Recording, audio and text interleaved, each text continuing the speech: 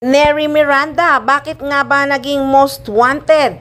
Pinutakti ngayon ng mga tanong ang mag-asawang Chito Miranda at Neri Miranda tungkol sa umano'y nag-aresto sa aktres at negosyante.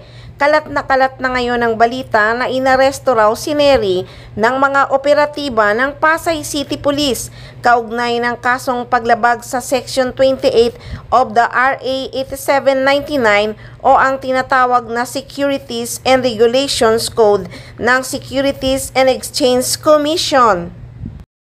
Una itong ibinalita ng online host na si Ogie Diaz sa kanyang YouTube vlog at nagbigay ng update ng isang araw. Nauna na ring ibinalita rito showbiz update na inaresto si Neri Naig Miranda ng may bahay ni Chito Miranda sa SMX Convention ng Pasay City Police. Dahil may mga nagsampa ng kaso sa kanya, hindi alam kung ito'y syndicate 13 counts o 14 at ito pa nakalagay na top most wanted person pa itong si Neri.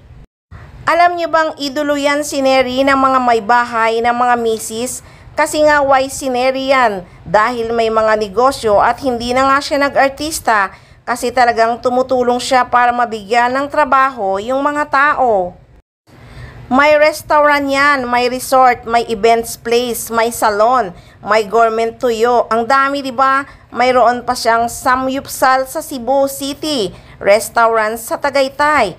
Sabi nga ng isang friend, mukhang malaking tao ang nakabangga ni Neri dahil sadya na Saturday ipinahuli para walang piyansa kasi weekend. Actually, may nag-send pa nga daw ng mugshot pero hindi na nga ipinalabas.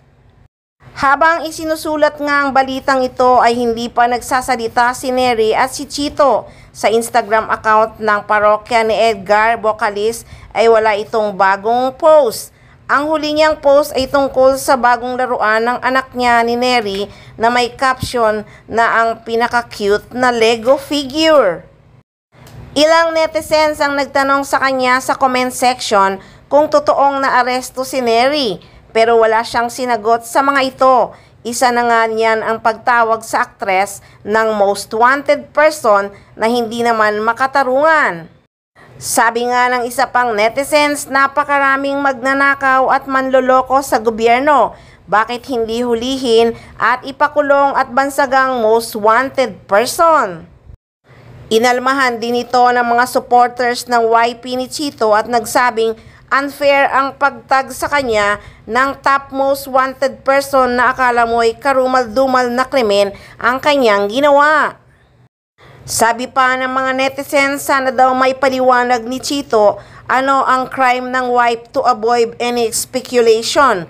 Paano naging top most wanted si Neri? Grabe naman ang daming ang nagnanakaw na politiko, bakit hindi sila ang hulihin at ikulong at tawaging most wanted?